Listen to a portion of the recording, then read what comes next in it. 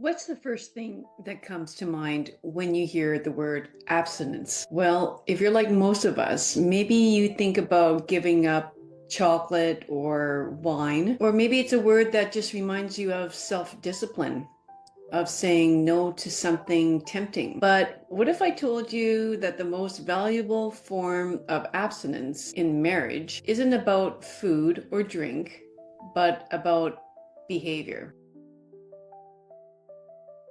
Welcome to my channel. My name is Luella, and I speak mostly about marriage, relationships, intimate relationships, but I also speak a lot about self growth. And this is all about self growth and questioning your own behaviors. And the reason I thought about the whole idea of abstinence is, well, when I'm recording this right now, the beginning of Lent is just a couple of days away. And for most Christians, that means the idea of giving up something, like I said, either food or drink, most commonly, but for 40 days. And you know what? I'm going to give you a challenge of 40 days, but more of a challenge with your relationship than it is anything else. I know myself when I saw that, Lent was coming. Giving up stuff for me, like in terms of food and drink, is not easy. Like, in fact, the first thing I think about, like, I'm having coffee right now. I love my coffee, but I have given it up for all of Lent, and I've given up some other things that you just know isn't good for you. But I wanted to challenge myself differently this time, and I chose abstinence from a behavior I don't like about myself. I know that, well, it's hard to say, but am I a bit of a microcontroller? Like, do I like things to be done a certain way, especially when it's sort of like in your own domain? Like, let's say I walk into the kitchen and not my husband does as much cooking in the kitchen as I do. In fact, he probably does more. But just like everybody, I like my food a certain way, and it's very easy for me to walk into the kitchen, see what he's cooking. It's always good. But if there's something like, did you add salt to this? Or, "Oh, you better watch it. It looks like that's going to boil over." Like, even as I say things, I can just see how annoying these things are. It's like, you know, most days he'll look at me and just like, kind of give me enough, or "I've got this," and you're just kind of going, "Oh, geez, well, I'm just trying to help. I just don't want to see it burn," or, like, but you got to realize you are trying to control the situation that you really have, unless he's asking for help, then that's a whole different story. But often he's not. And quite often I walk in and, of good intention, think that I'm going to help him.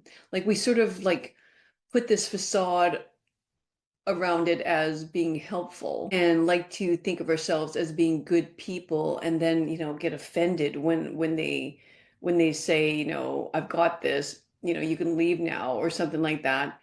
It's like, whoa, man, aren't you grouchy or something like that? Unless you have something nice to say, don't say anything at all. That sort of thing. And I think, like, when I think about relationships and the word abstinence, like, the first thing that came to was, let's try to abstain, from a certain behavior.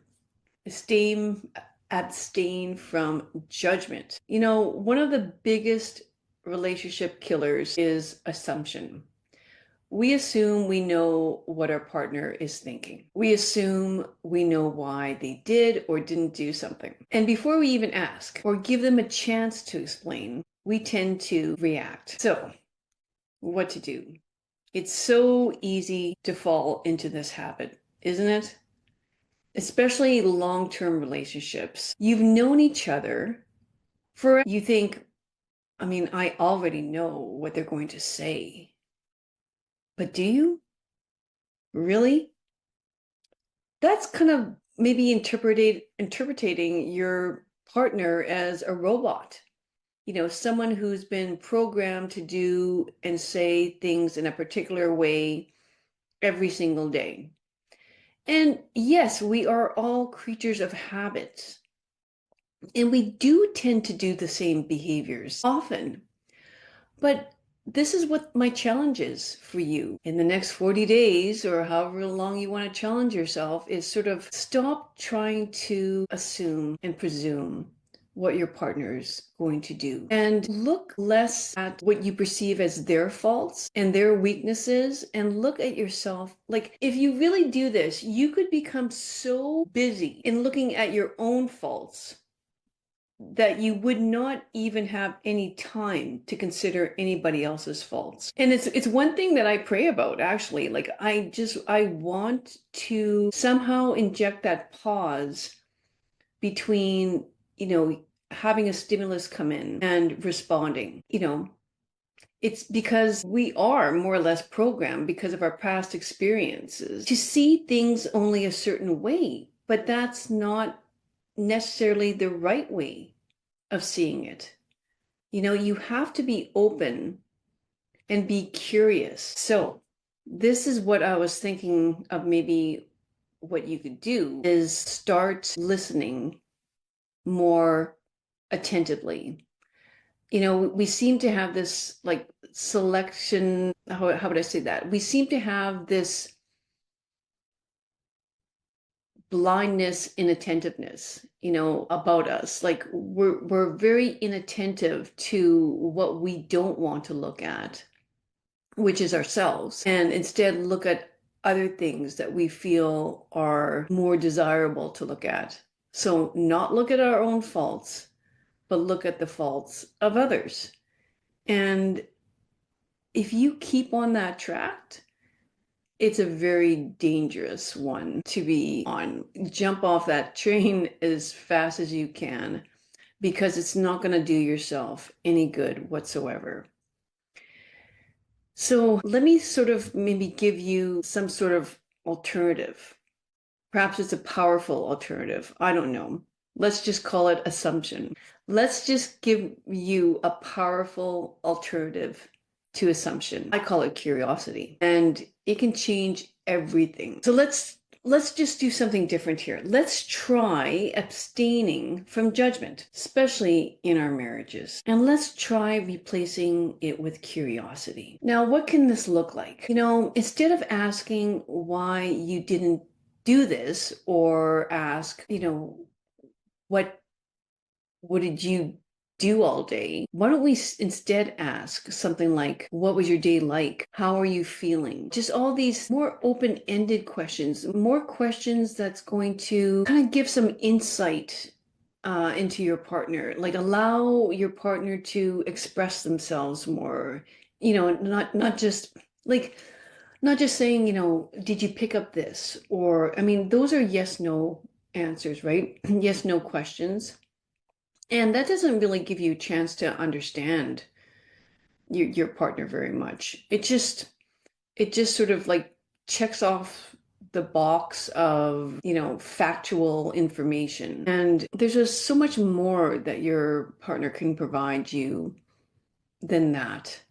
You have to see them as also being a human being who's probably gone through challenges during their day, just like you are. I mean, even just simply starting the day off by saying, "Did you have a good sleep?" Or rather than the question, "What are you doing today?" I mean, I get it. I mean, that shows curiosity as well, but it's sort of like, you know what I mean? Like, that doesn't give insight to the soul. It doesn't give insight into the person, like the human being. It's because, again, they're not robots. They're it's like, not that they're only it's their only purpose is not just to get a bunch of tasks done today. And if you're like me, I mean, I was brought up to do. I was brought up to be productive. I was brought up to get things done. And that's why, I'm creating this planner so that things, so people can gain more focus.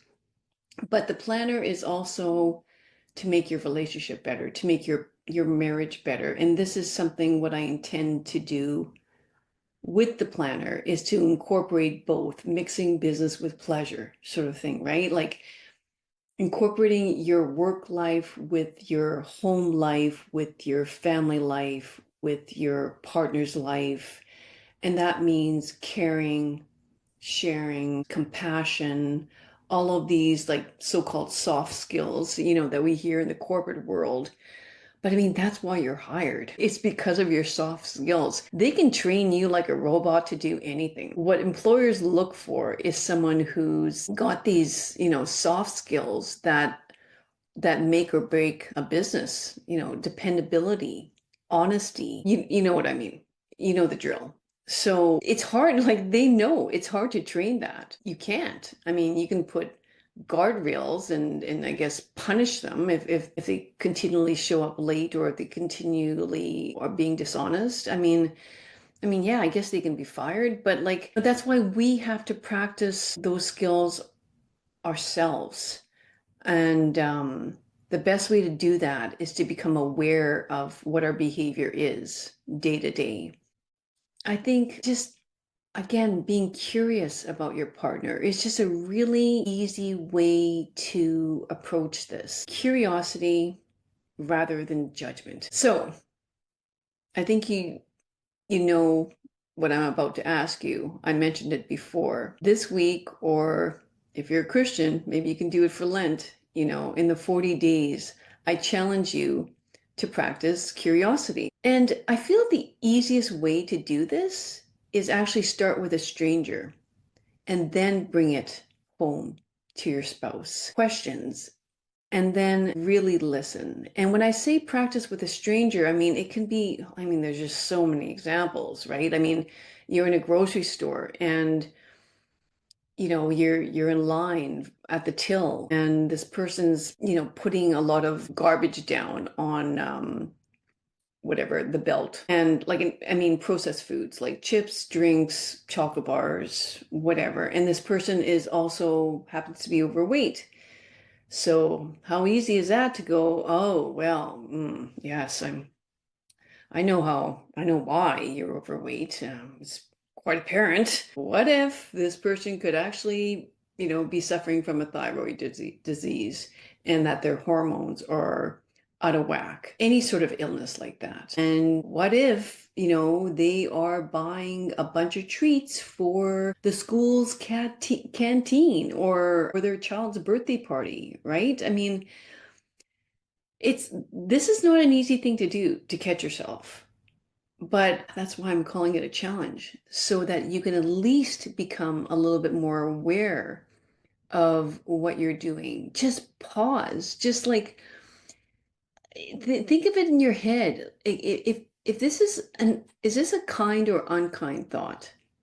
And if it's unkind, if it's negative, just pause before you think anymore and try to give the person the benefit of the doubt and try to think of all the other possibilities that could be explaining whatever you're seeing in front of them. Just even like someone who's driving horrifically in traffic. We don't know if they have like a child that's ill in the car and they're on their way to the emergency. Like we don't know. They're not automatically a jerk because of whatever you've conjured up in your mind. Try to think differently. So let's do this together, okay? As a community. Let's just try to be kinder by not assuming things about our partner, giving them the benefit of the doubt, getting curious with them, practice practice active listening with them. It's so powerful to place all your attention on them, not whatever you got going on in your head, but instead on them, and see how your life can change, how your partnership can change. So, what's one question you can ask your partner today to truly understand them better? And if you liked what I had to say today, appreciate it if you might subscribe, like, and share. All right. Have a great day ahead. Thanks for watching.